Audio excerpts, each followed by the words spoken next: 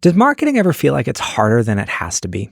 I see you out there showing up, posting on social media, giving it your all, and yet, do you feel like you're getting the level of traction that you really want?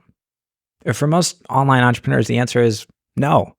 They're feeling discouraged, they're frustrated, they're stressed out because they're showing up, they're marketing themselves, but new clients are inconsistent, or their income is up and down, or they're just missing the clarity that they need to figure out exactly how to market themselves successfully so they can grow their business, increase their income, make a bigger impact, and do it with more freedom. And if that's you, you're not alone. Pretty much every entrepreneur I talk to has some version of this challenge. But here's the real problem. Most often, I find in the hundreds of entrepreneurs I've mentored and worked with, that when this is happening, it's usually because you're making some big marketing mistakes that you're not actually aware of. Things that if you're making these mistakes, it's okay. But the truth is, nobody probably ever taught you what they are and how to avoid them. And because of it, you might be missing out every single month on income and clients and missed opportunities because these marketing mistakes are turning people off and scaring your best clients away. And if this is you, again, you're not alone. This is okay, but we can solve these problems. And that's why I'm so excited to share this episode with you today, because I'm going to be walking through 7 of the biggest marketing mistakes most online business owners don't know they're making. These are mistakes I've pretty much made every single one of them, and they've cost me hundreds of thousands of dollars of sales and clients. And when I look back over my 18 plus year journey of building online businesses, these are things that if I learned them earlier would have saved me so much frustration and allowed me to grow my business so much more quickly and so much more easily. And that's why I'm super pumped to be able to share these mistakes with you today. So we're going to be talking about these 7 mistakes, and I want to share with you each of them, what they are, as well as how to avoid them. So you can walk away from this episode with more clarity. You know exactly how to show up and market yourself more impactfully and more powerfully.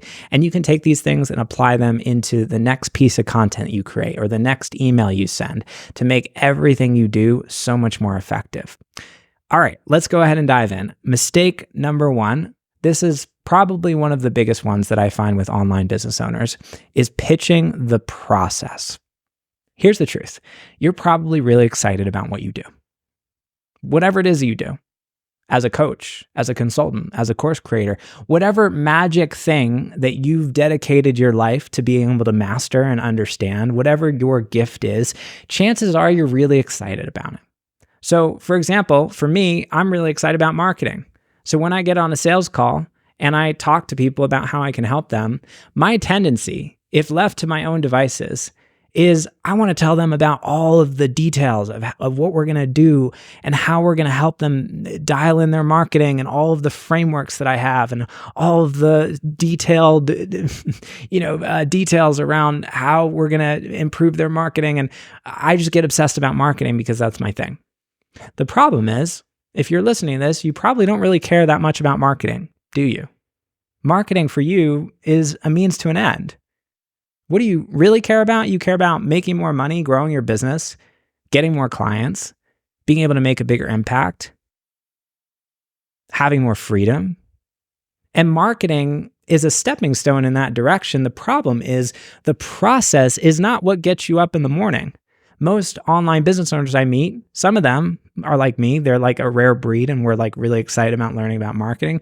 But for the most part, the people I mentor and work with see marketing as a means to an end. It's a means to help them grow their business. The problem is it's very tempting for me to get very focused on the process because that's what I'm excited about. So I like to talk about it in my marketing. When I'm pitching, I like to get into the weeds of the process. But the problem is when you do this in your marketing or on sales calls, you're actually turning people off because the process is not what people buy. What they buy is the outcome or the result of that process. So when you're pitching and marketing, whether it's in a social media post or in an email or on a sales call, there's a big difference between a pitch that sounds like this. This would be like version 1 of the pitch. So you're going to come into my program and you're going to go through our 2-hour marketing training that's going to teach you our belief-based messaging framework that's going to show you what you need to do in your content. And you're going to have these 5 different steps that you can use to create content. And you're going to have clarity on what you need to write in your posts. That's an example of how many people pitch when they get on calls. I've made those pitches before. So that would be pitch number 1, very process focused, right? Pitch number 2 would be something like this. So you're going to come into our program, you're going to go through our marketing training, and you're going to walk away from that training with the clarity you need to know exactly how to communicate more effectively so you can attract more of the clients that you want right away. And this is going to help you increase your income more easily and quickly without creating more content. So you can spend less time working on your marketing and more time doing what you really love, which is helping and serving your clients, and also being able to have more freedom so you can hang out with your family and not constantly be working all the time. And this is going to help you do that. You hear the difference? It's dramatic. And what was the difference there? Pitch number 1 was very process focused. Pitch number 2 was focused on the outcome. I spent very little time in pitch number 2 talking about all of the details of what we're going to do inside my program. I spent the majority of the time in that pitch talking about what the impact of those things was going to be for you. And this is a huge, huge mistake that I see so many people making. They spend so much time pitching the process and they don't focus enough on the outcomes or the results.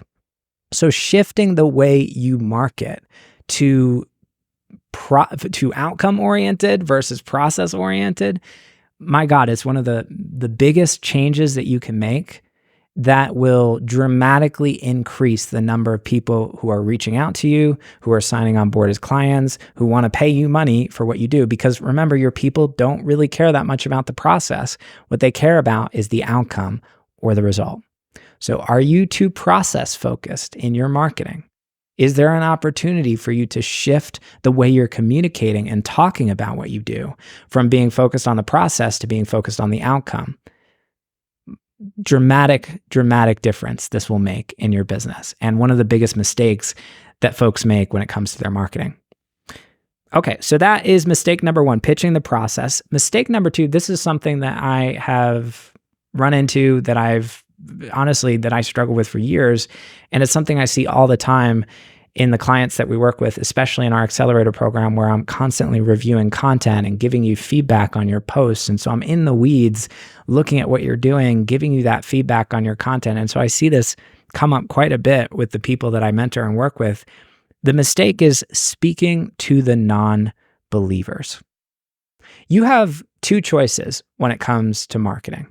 You can speak to the people who don't believe the things that they need to believe in order to want to work with you and try to convince those people to believe the things that they need to believe in order to be a good fit. Or you could speak to the people who already believe the things they need to believe in order to be a good fit to work with you. So for example, I'll often see coaches, because I work with a lot of coaches, post content that is explaining, like, I'll see, a coach post a piece of content that's like, what is coaching? Coaching is X, Y, Z. Here, when you hire a coach, you have a partner who's going to ask you questions, and it's like information educating people on the value of a coach or why you should hire a coach. I'm like, whenever I see that content, I'm like, you are wasting your time trying to speak to the person who does not believe that they need a coach and value a coach and trying to sell them on why that's a good idea. You're speaking to the person who is so far away from becoming a client that trying to do posts like that and content like that, it's a complete waste of time. Versus a piece of content that starts something like this. You already believe in the value of mentorship and coaching. You know that the fastest way to get to where you want to be is to hire people who can help you. And yet, when it comes to this challenge in this one area, you feel like you're missing the clarity that you need to move forward. And you're looking for that guidance and that support and that right mentor to help you unlock that next level of your impact or income in your business, as an example. So what is the difference between those two pieces of content? Well, the second piece of content is speaking to the person who already believes and values mentorship and coaching. So rather than trying to convince the person who doesn't believe that, which is going to be a long road, you can just speak to the people who already believe the things that they need to believe. You can do this with anything. You already know how important investing is in yourself. You already believe in the power of being able to put your money back into yourself. You know that that's the best decision you can make versus writing posts all day trying to convince people to value investing in themselves, which, by the way, is something that has actually shifted quite a bit for me because I used to teach a lot more of like the idea of convincing in marketing. And there's still value in shifting beliefs. But ideally, what you want to do is you want to speak to that person who is maybe just 1 or 2 steps behind where they need to be in order to be a good fit to be a client versus the person who's like 10 to 20 steps behind the starting line and trying to drag them through all of the belief shifts that they need to make in order to be a good fit to work with you. So speaking to the non-believers, huge mistake. And it's so much easier in marketing to just speak to the people who already believe the thing that they need to believe in order to be a good fit to work with you.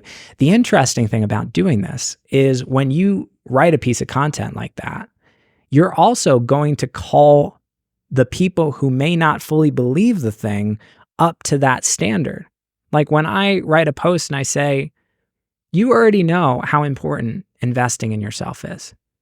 You've already made that decision many times. You know the fastest way to get to where you want to be is to leverage the experience of other people to help you grow. Now, if you're reading this and you already believe that, you're like, yeah, you're speaking to me. But if you maybe don't fully believe that or aren't fully practicing it, you reading that post is also going to help you shift that belief and step more fully into that identity and mindset of someone who believes and values in investing in themselves.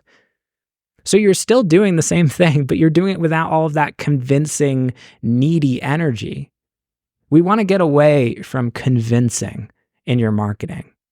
You really don't want to be doing convincing when you're creating content.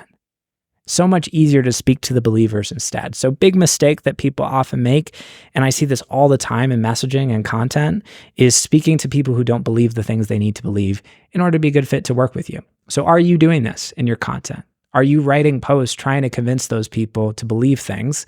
If so, how can you make that shift where instead of doing that, you're just speaking to the believers instead?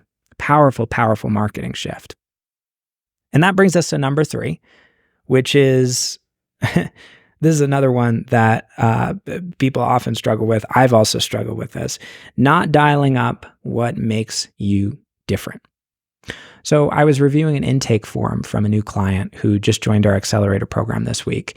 And as part of that process right now, when people sign up to work with me, they get a personalized business growth strategy that I create directly for them. So I'll review their intake form. It's a bunch of questions people fill out. And this questionnaire basically covers every aspect of your business. And it allows me to build a tailored, personalized plan for you that literally shows you, here are the next steps you need to take in order to grow your business, in order to increase your income and sign more clients. It's just a really awesome, powerful tool that you get access to when you join Accelerator. So I'm reviewing this intake form from our one of our newest clients this week. Amazing coach, has so much to offer. And there's a mindset section right at the end of the intake. And I asked some questions to uncover and illuminate what your biggest opportunities for growth are when it comes to your mindset. And it was very interesting to me because this woman said, one of my challenges when it comes to my mindset is I know that I'm too assertive. I know that I can be too direct. And I really need to tone that down. She said something to that effect. And instantly I was reading this and like alarm bells were going off in my head because when I read this, what I see is someone who has this character trait that actually could be an incredible asset in their marketing. The very thing that this person thinks is too much, that they need to tone down, is actually the key to their magnetism. The key that if dialed up in their business would allow them to attract more of the types of people who are going to be those soul aligned clients, the people who are going to love working with this person because they maybe share that directness or that assertiveness. They're also wired that way. So here's the thing. Most of us spend our entire lives being told that the unique ways that we are a problem. And most of social conditioning is all about ironing out all of the things that make us different and trying to just fit in, basically. So you think about the school system. Most of us went to public schools. I went to public school. And it was all about standardized tests. And it was all about getting the right answer. And it was all about conforming and hitting some arbitrarily defined standard that you were going to be measured against everybody else with. And so it was all about ironing out all the things that make you unique. Everybody took the same classes. I still think that's crazy, by the way. I don't believe in having this like one size fits all approach because we are all different. So much of what I believe when it comes to marketing is about playing to your strengths. This is why I don't have like a one size fits all strategy when people work with me. We're building out customized roadmaps and plans for every single one of my clients. There's, of course, principles that are underneath all of marketing. But if you're trying to use the same plan as somebody else, but you're a different person, it's not going to work for you. So many people look at somebody else and they try to copy the surface level of what that person is doing. I've done this before. I've made some major mistakes in my business by doing this, by saying, oh, this person has made a lot of money with this strategy. Well, let me just copy that into my business. The problem is we're wired completely differently. So that strategy that works for them may not be the strategy that's going to work for me. So much of marketing is about understanding your strengths and about truly dialing up the things that make you different. So in the case of this woman, I told her in her intake assessment, I was like, look, this thing about you being assertive, this is a gift. Let's play this to a strength. What if we were like, you're the no BS health coach? You're like the hard hitting, direct health coach who's going to tell it how it is. And that becomes very magnetic and attractive and the thing that actually allows you to stand out. So many people in marketing, I see this all the time and I've struggled with this too. It's so tempting to want to iron out all of the aspects of yourself that you feel like if you show people, certain people are not going to want to work with you. When I talk about being spiritual, or I talk about my belief in God, or I talk about being a cancer survivor, or I talk about my views on Donald Trump and how I think he's crazy, all of these things, these are things that polarize. They're things that push certain people away. And I know that. Why do I talk about them? Well, because I know that by dialing those things up in my content, by talking about them, by being who I am, and not just being who I am, but really bringing the fullness of who I am into my marketing, I create this moment for the right person where that person can really feel connected to me on a super deep level. And that person can have that moment of like, you are my person. This is how you stand out. This is how you get out of this framing where people just look at you as a commodity. Because when you look and talk and act the same as every other coach out there, you got the same branding, you got the same basic message, you're not really showing people who you are. People are just like, you're a commodity. And you'll get on the phone with people. I hate these calls. These are like my least favorite calls. When you get on the phone with someone and they're like, yeah, I've got like 3 calls this week with coaches. And, tell me about your offer. And then they're texting you afterwards and they're comparing your offer to somebody else's offer. This lets me know that I failed when it comes to my marketing. I haven't done a good enough job connecting this person to my own individuality. So the mistake that people make is ironing this stuff out of their content, ironing this stuff out of their brand. And I would encourage you to ask yourself, like, what is unique about you? So many people, they ask me like, how do I stand out, Jason? I feel like I'm doing the same thing as 5,000 other health coaches. I'm like, the thing that makes you stand out is you. It's that you are an individual. So what are the aspects of you that are different? And how can we dial those things up and bring those things fully into your marketing? So in the case of this woman, it's her assertiveness. Seeing that as a gift, not something that she needs to tone down, but something that she actually needs to dial up. How can we bring that more fully to the table? How can we really turn that into a strength? This is when you stand out. So the mistake is not dialing those things up or trying to hide them or tone them down or feeling like they're a problem. Super, super big mistake so many people make. They're just not aware of it because it's a different paradigm. If you come from the corporate world, so much of corporate is about fitting in. Then people start their own businesses. They're like, wow, this is like a completely different game. The belief, the mindset shifts from fitting in to standing out, from trying to be like everybody else to trying to be different. And by the way, you don't really have to try to be different. You just got to be you and be you fully. So all this said, number 3, not dialing up what makes you different. Huge mistake. Hey friend, hope you're enjoying this episode of the podcast. And before we get back to it, if you're an established online business owner who's serious about unlocking your next level of income and impact and growth in your business, I want you to watch my free $1 Million online business training, where I walk through a 4-step roadmap I've personally used to sell well over $1 million of coaching, consulting, and courses online. It's going to make the journey of growing your business so much easier. I want to give this to you for free. All you got to do to access it is go to jasonmoss.com/growth. That's jasonmoss.com/GROWTH to get free access to this training right now. Now back to the episode.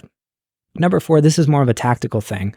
Common mistake I see with a lot of content that I look at and review for my clients: speaking to the room versus speaking to the individual.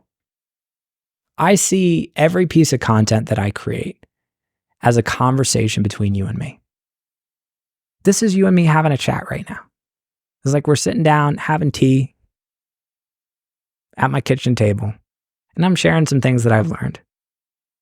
And the way I think about recording something like this is we are having a conversation, which means I use you and I.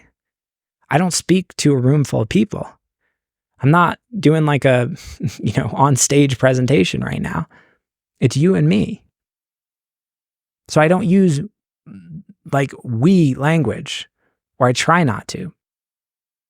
And I also don't talk to the camera or don't talk to the microphone like I'm talking to a group of people where some of the people in my niche are in that group and some aren't.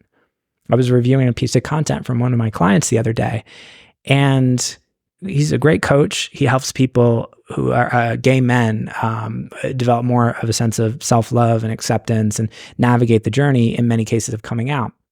And he started off this reel saying, this is a video for people who are gay and maybe have come out or are about to come out. And if that's not you, this is not going to be relevant for you in this video. So maybe you don't want to watch this video.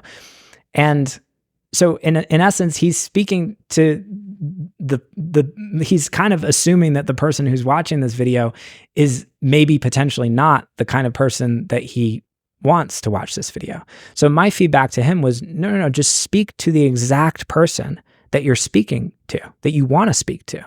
And don't act like there are people watching who are in your audience and people watching who aren't in your audience. No, just speak directly to the exact person. And treat it as a one-to-one conversation, you and I. There's a level of intimacy that's created when someone feels like you're speaking directly to them. When it's not like we.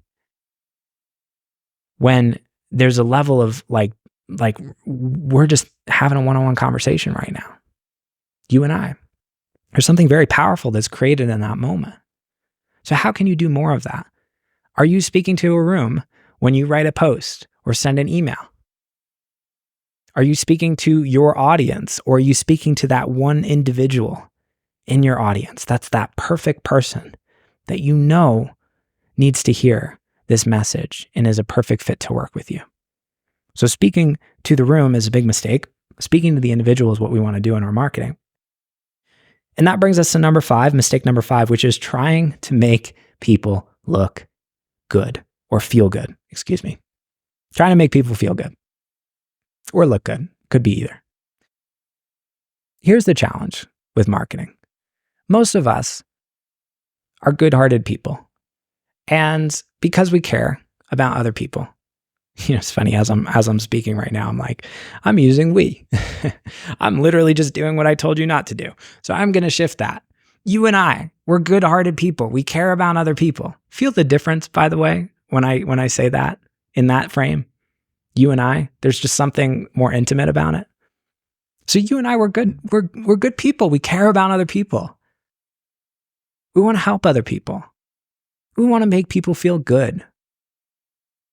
This is just who we are, you and I, as individuals, because we care. The problem is, feeling good is not always going to be what people really need. And it usually isn't. And so many times I see, and I've struggled with this too, as someone who does really care about other people, sometimes I mistake making people feel good with doing what's best for them. And this, in marketing, is something that often gets in the way of showing up in a powerful, compelling way that's actually going to lead someone closer to making a positive change in their life and transforming their life as a result. Now, what does this mean? I feel like you might be asking yourself the question, Jason, what are you talking about? So if I want to make people feel good all day, and I'm just creating content that's inspirational and people read it and they're like, oh, I feel really good about myself. But if there's someone in my audience that, for example, I know I speak to people every day who, they want to grow their business, or maybe they're not where they need to be or want to be in their business. They're having a hard time, but yet they're continuing to go down that road every single day. Clients are inconsistent, revenue is up and down, they're missing clarity, and yet they're just continuing in that cycle, either because it's comfortable or safe, or because they haven't made that commitment to themselves to really change, or because they're afraid of investing in themselves and really getting the help they need. So they're missing out on income, on impact. They're sacrificing their potential. They're accepting less than they know they're capable of. And so I could show up every day and, just create some friendly content that feels good. Or I could call those people out. I could say, do you really want to keep going down this road? I was having a sales conversation with someone, this was a couple days ago, who reached out to me 2 years ago to want to work together. And she decided the timing wasn't right for her. And she reached out to me. Actually, I think I checked in with her and she said, hey, I still need help. This was within the last week. And she was exactly where she was 2 years ago in her business. And she's like, I'm feeling some tension about making this investment. I said, hey, can I share some feedback with you? Are you open to hearing my thoughts on this? And she said, yes. And I said, so we spoke 2 years ago and you're in exactly the same place in your business now as you were 2 years ago. And you're so worried about making this investment right now. But the truth is you missed out on probably $200,000 over the last 2 years by not doing this. So I guess the question is, are we going to have this conversation in 2 years? And if so, where are you going to be? Are you going to be in the same place? Or are you going to make a change? You can decide to change this. So in that moment, that's calling someone out. Probably doesn't feel good, but I'm calling this person to rise. I'm challenging the level of thinking that has kept them where they are. And there is a place for this in marketing, and it doesn't always feel good. So if your priority is, I just want to make my people feel good, you're going to miss out on opportunities to really call people out. You're going to miss out on opportunities to trigger people, because oftentimes when people get triggered, what you're doing is you're helping them confront a part of themselves that they've been brushing under the rug. And so much of marketing is about this. So much of sales is about this too. And really, sales and marketing are not that different. I just think of marketing as you're speaking to multiple people at once, whereas sales is you're having a one-on-one conversation with someone. But really, the same principles apply. So are you trying to make people feel good, or are you really calling them to change? What are the uncomfortable things that people need to acknowledge, that your niche, the people in your niche, need to confront in themselves? What are the excuses, the mental barriers and blocks that they've placed within themselves in their dreams and their vision? How can you call them forward into the most expansive, highest version of themselves, which oftentimes means making them uncomfortable? If you're not willing to do this because you're more concerned about other people liking you and feeling good about you than actually helping them change, in my opinion, you're doing them a disservice. This is where we have to rewire and shift our beliefs around marketing and sales. Because when you start to see doing this as an act of service, this is not about me. I'm not just making you uncomfortable for the sake of making you uncomfortable. I don't want to make you feel bad, but I'm willing to get uncomfortable with you because I want to be an advocate for your vision. And we have so few people in our lives who will actually call us out, who will hold us to those things and not let us slip. And when you can be that for your people, whole new level of marketing. Makes signing clients so much easier because you're not concerned about, I just want to be liked. We got to set that aside. The goal of marketing is not to be liked. The goal of marketing is to help people change for the better. That is what you're here to do. That is what I'm here to do. Not just make you feel good all day. So, are you trying to make people feel good? Is that your goal? Are you afraid of making people feel bad? How can you start to shift that mindset? Very, very powerful when it comes to marketing. And that brings us to mistake number 6. And this is something that I'll be honest, is a mistake I continue to make, which is skimping on the hooks. I see so many people create amazing content. They got an amazing post that they wrote. And then it's like the first line is just like whatever they came up with first. It's like a throwaway. They don't think about it. Or they start the post in like the most boring way. And then like halfway through the post, I'm like, this is amazing. But the problem is no one's ever going to read it. Because if you can't stop the scroll in that first line, in that headline, if you're on social media, it's the first line or two of the post, or the image. If you're on Instagram, image-driven platforms, that is basically the headline, because the image is like 80% of it on Instagram. So if your image is not amazing, or if you're on YouTube, you don't have a great thumbnail and a headline, you could have the most amazing video in the world, but no one's going to watch it. Or your email, your subject line. Your first goal is you need to get people to pay attention. If you have an amazing piece of content, but you can't grab someone's attention in the first place, it doesn't matter. It's never going to be seen. So the value of focusing on headlines, I think it was David Ogilvy, one of the old school ad guru guys. He said, once you've written your headline, you've spent 80 cents of your advertising dollar. So many people treat the headlines as the throwaway.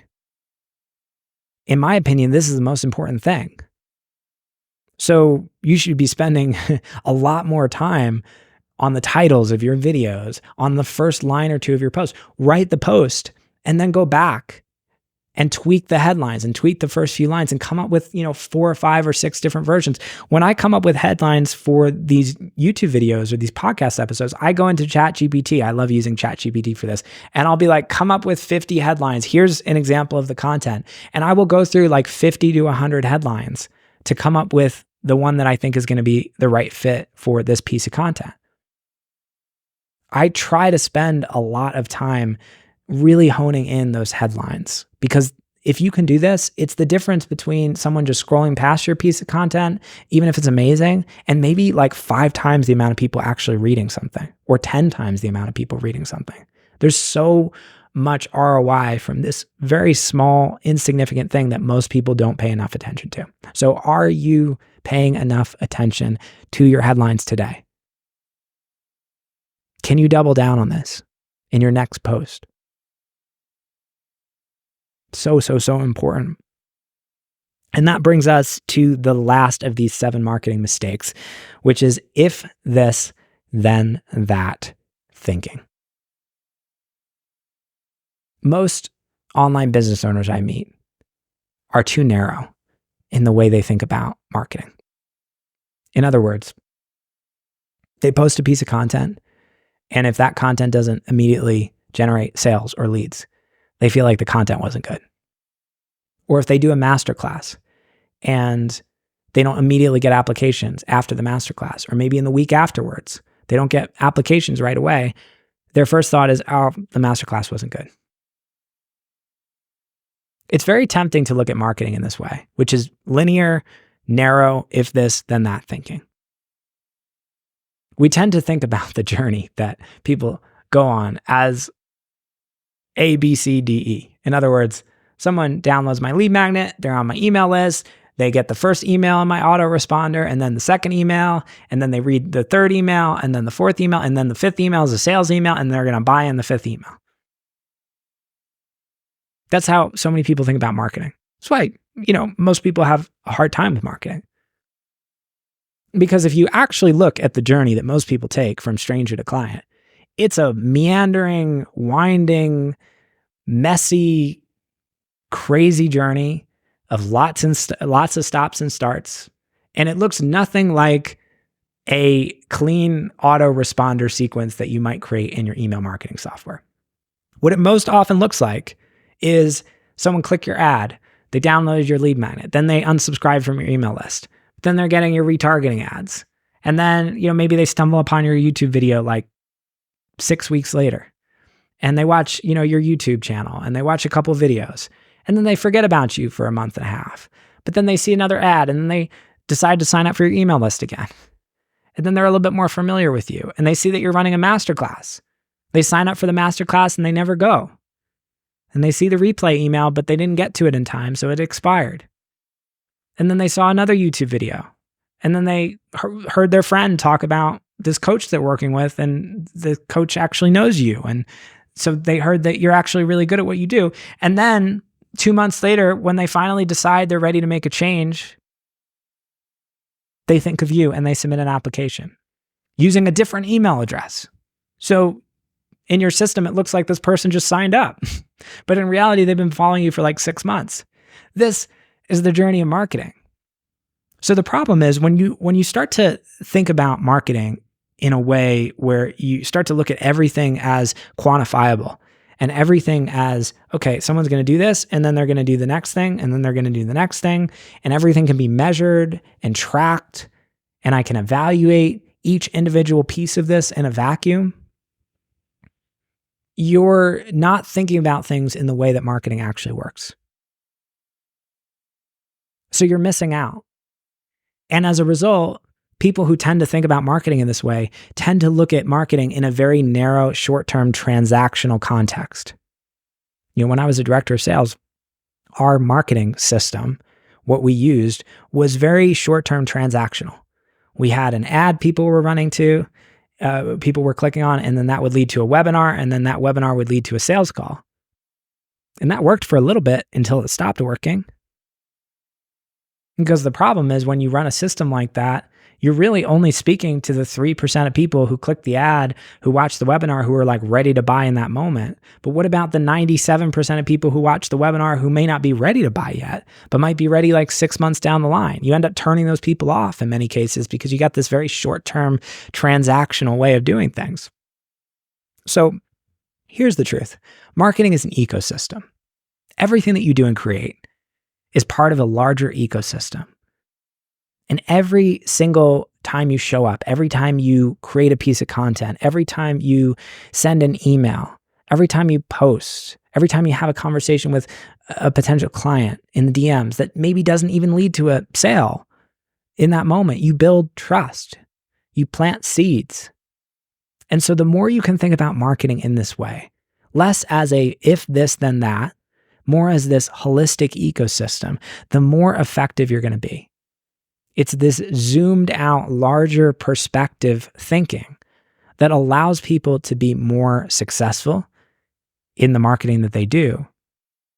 And that means that even if something doesn't produce results right away, it doesn't necessarily mean it was a failure.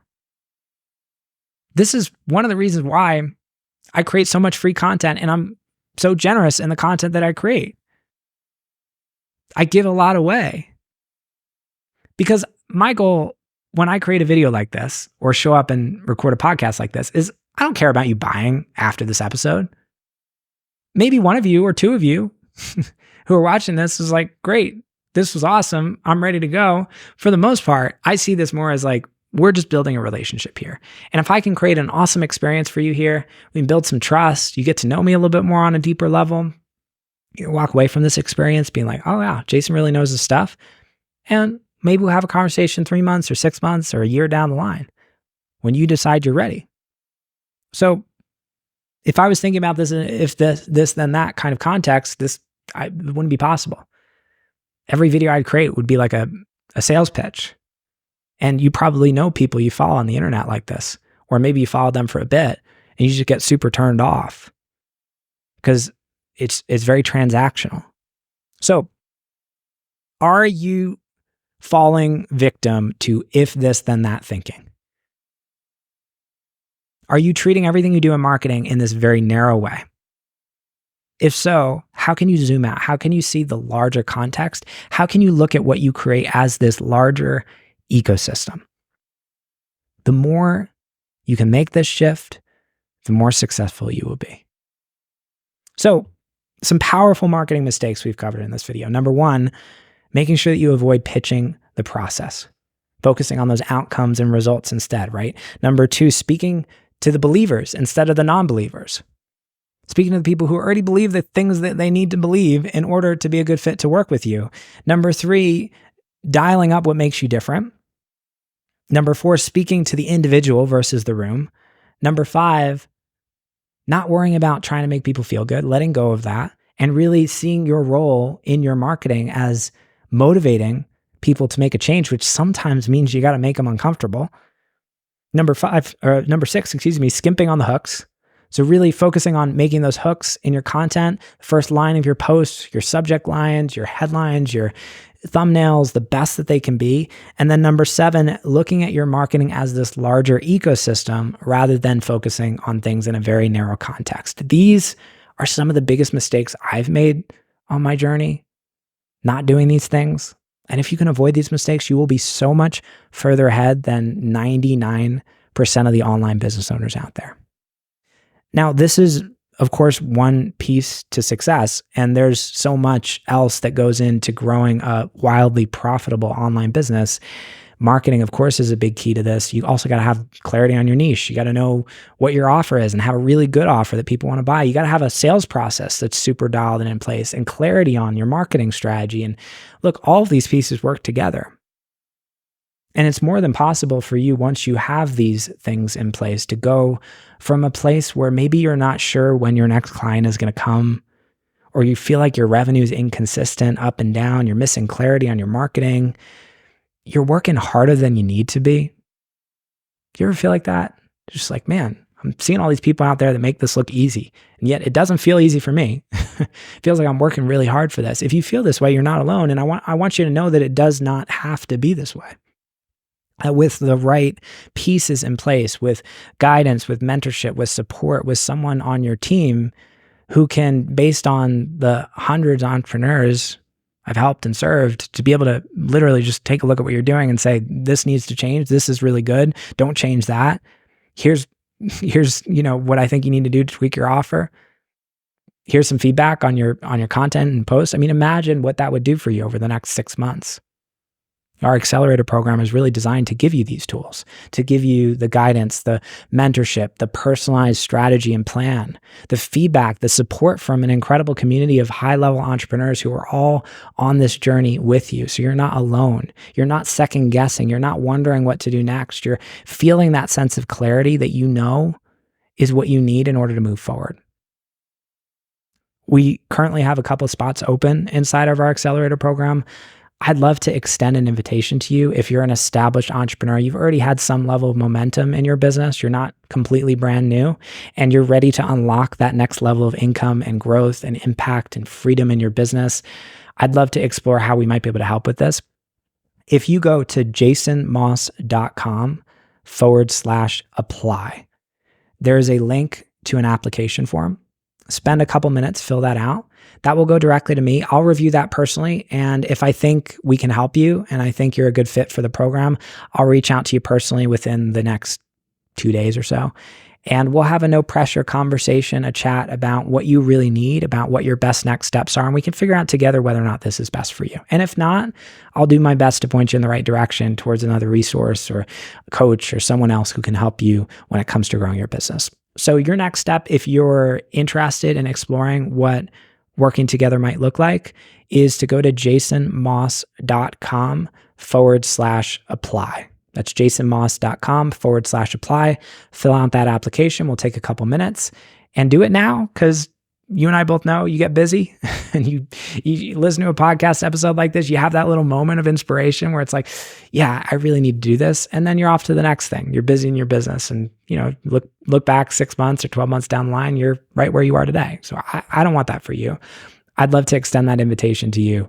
And I'm looking forward personally to exploring how we might be able to help you. So jasonmoss.com/apply.